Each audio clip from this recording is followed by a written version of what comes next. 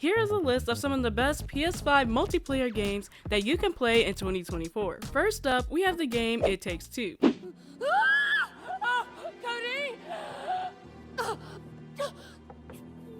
Why'd you look like a blob of clay? Why do you look like a wooden doll? Look.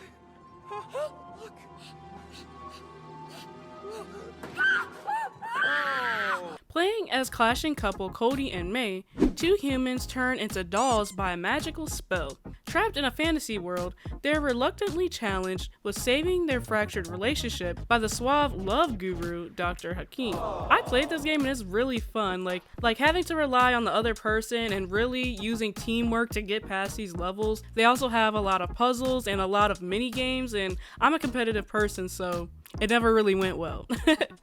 Next, we have a game that's been taking the world by storm.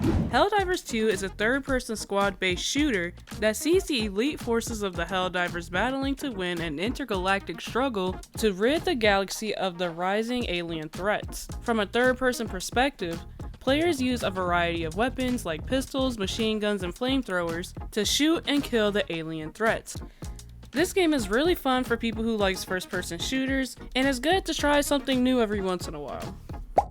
Next, we have Sackboy's Big Adventure, which is a spin-off to the game Little Big Planet. The evil villain Vex, a near-mythical being, born of chaos and fear no less, kidnaps Sackboy's friends and forces them to build his topsy-turver. This most deadly diabolical device will transform Craftworld from a fantasy land of pure imagination and innocent dreams into a torrid, barren eyesore of nightmares. And I know this seems like a childish game, but trust me, this game is like so fun to play. It has so many interesting levels, and the world is just so captivating with how they build each level. And some of the levels you can't even beat without having somebody else there. It really relies on teamwork. It's a dreamer orb, jam-packed with pure creative energy straight from the Imagisphere. But you'll need more of them if you're going to make it up there. I highly recommend that you pick this game up and play with a friend or whoever. The next game I have cooking up is Overcooked. Overcooked is a chaotic couch co-op cooking game for 1 to 4 players. Working as a team, you and your fellow chefs must prepare, cook, and serve up a variety of tasty orders before the paying customers storm out in a huff. And this game was actually way more challenging than I thought it was gonna be, because you don't just have to pick stuff up and put it together. It really does take a lot of cooking and planning and beating the level multiple times to be able to get the high score. It's really fun. I highly recommend it. Next up on the list, we have Baldur's Gate 3. For the first time in over a century, silence falls over the Baal temple. No chants, no screams, no prayers. In the end, your own death brought you more joy than any you wrought on this land. You are slipping into peaceful oblivion. But your journey is not over.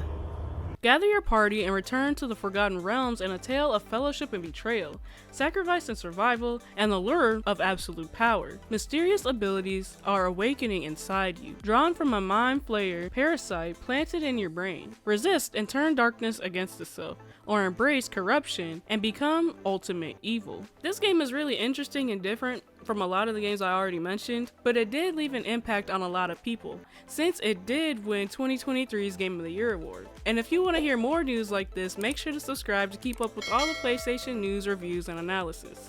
Next, we have A Way Out. It's my plan, and I decide what goes down. You got that?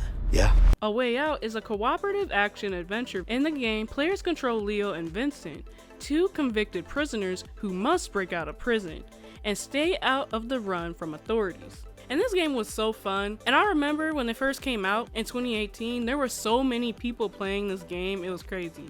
Now this next group of games is stuff that I know people have forgotten that is multiplayer, since they have been around for so long, but I just wanted to remind people that these games are still out there, and if you want to play, don't forget to snatch them up. First, we have Gran Turismo, which is a racing game. The Gran Turismo games are intended to emulate the appearance and performance of a large selection of vehicles, most of which are licensed reproductions of the real-world automobiles. So if you like racing games, this is a really good racing game to pick up. Next, we have the Call of Duty series. Now, I know Call of Duty has been somewhat going downhill over the last few years, let's just say the least, but that game is co-op, and if you want to play with your friends, it's really easy to like pick up and just get a few rounds in. They have a lot of options, a whole repertoire of games, dating all the way back to 2003. So if you don't like the newer ones, hop on an older one.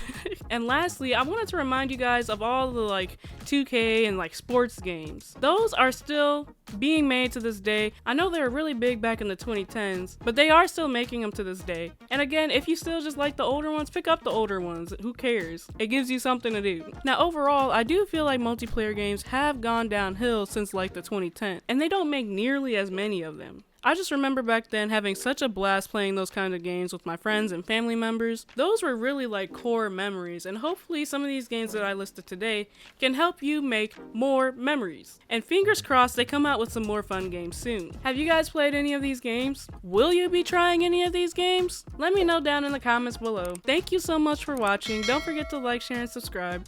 Pause for now, play forever. AK out.